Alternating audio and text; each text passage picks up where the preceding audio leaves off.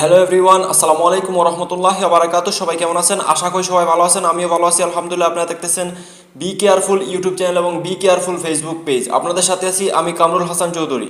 বর্তমান সময়ে দেশে যেই অবস্থা দাঁড়িয়েছে, মনে হচ্ছে এখন দেশে সত্য বলা, সত্য প্রচার করাও একটি মহাপাপ, আর যা শাস্তি হচ্ছে মৃত্যুদণ্ড, সেটাও আবার নির্মম, নৃশংস, ভয়াবহ কায়দায়।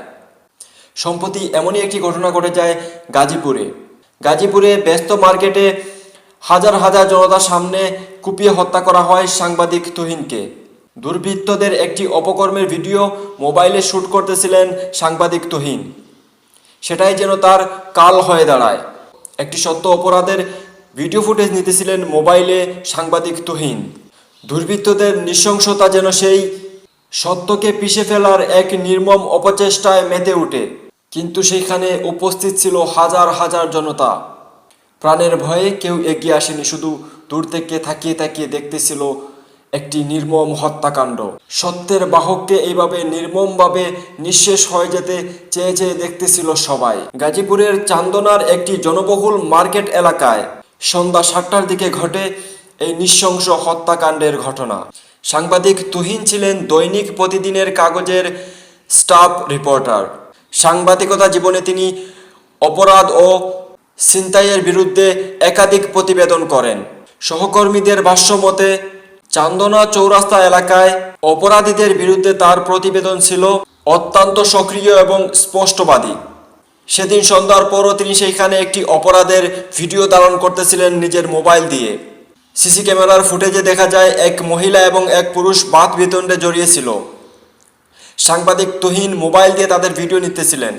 এক পর্যায়ে ওই মহিলার ইঙ্গিতে তার সাথে বাদ বিতণ্ডে জড়িয়ে থাকা পুরুষের উপর ঝাঁপিয়ে পড়ে কয়েকগুলা অস্ত্রধারী সন্ত্রাসী, এবং তখনও সাংবাদিক তুহিন তার নিজের মোবাইল দিয়ে সেই ঘটনার ভিডিও ফুটেজটি ধারণ করতেছিলেন। এক পর্যায়ে দুর্বৃত্তরা তাকে দেখে ফেলে এবং এসে প্রশ্ন করে, কেন ভিডিও করতেছো, ভিডিওটি ডিলিট করো। সাংবাদিক তুহিন যখন ভিডিও শ্যুট করা বন্ধ করে না এবং ভিডিওটি ডিলিট করে না, তারপরই সন্ত্রাসীগুলো ঝাঁপিয়ে পড়ে তার উপর এবং তিনি প্রাণ বাঁচাতে সেখান থেকে পালিয়ে যান এবং আশ্রয় নেন ঈদগাহ মার্কেটের একটি চায়ের দোকানে। কিন্তু তারপরও শেষ রক্ষা হলো না, তিনি তার প্রাণ বাঁচাতে পারলেন না। সন্ত্রাসীরা তাকে দেখে ফেললো এবং সেখান থেকে ধরে নিয়ে রাস্তায় এনে তাকে কুপিয়ে হত্যা করে ফেলে, এবং খুবই অল্প সময়ের মধ্যে সেই ভিডিওটা সামাজিক যোগাযোগ মাধ্যমে ভাইরাল হয়ে যায় এবং শুরু হয় পুলিশি তদন্ত।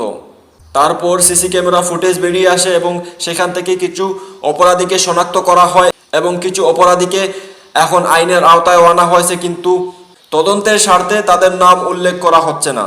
মনে হচ্ছে সত্য বলা এবং সত্য উদ্ঘাটন করা এবং সত্য প্রকাশ করাই হয়ে উঠেছে বর্তমান সময়ে বাংলাদেশের মানুষের জন্য কাল।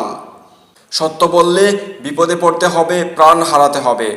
সত্য উদ্ঘাটন করতে গেলে প্রাণ দিতে হবে, সত্য প্রকাশ এবং প্রচার করতে গেলে প্রাণ দিতে হবে, লাঞ্ছিত হতে হবে এবং নানান নির্যাতন নিপীড়নে ভুগতে হবে। এমনটাই ঘটতেছে বর্তমানে বাংলাদেশে।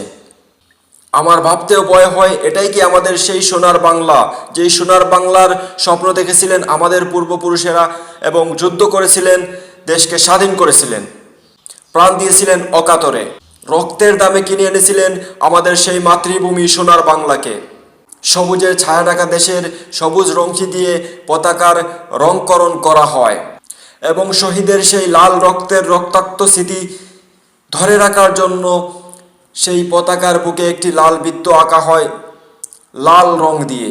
সবাই ভেবেছিল হয়তো সেই রক্তদানই হচ্ছে শেষ রক্তদান, কিন্তু না, সেখানেই শেষ হয়নি। বারবার এই দেশের মাটিকে রক্তে লাল করে দিতেছে এইসব সন্ত্রাসীরা। তো প্রিয় দর্শক, আমি সব সময় বলি সাবধান থাকুন, সতর্ক থাকুন এবং চোখ কান খোলা রাখুন। আজকের এই ভিডিওতে আমি আপনাদের আবারও বলতেছি, সব সময় সাবধান থাকবেন, সতর্ক থাকবেন এবং চোখ কান খোলা রাখবেন।